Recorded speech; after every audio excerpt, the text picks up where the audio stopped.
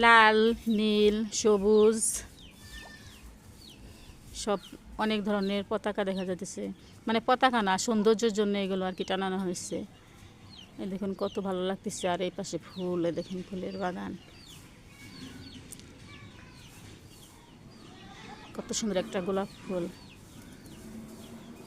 তো আমার কাছে এখানে এসে এইসব দেখে অনেক ভালো লাগতেছে। দেখেন বিল্ডিংগুলো কত সুন্দর। আর এটা হচ্ছে সোনারগাঁও জয়লান আবেদিনের স্মৃতিসৌধ জাদুঘরে। দেখুন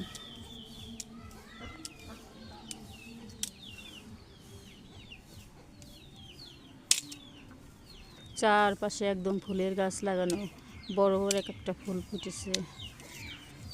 দেখে আমার কাছে অনেক ভালো লাগতেছে, যার জন্য আপনাদের মাঝে তুলে ধরলাম।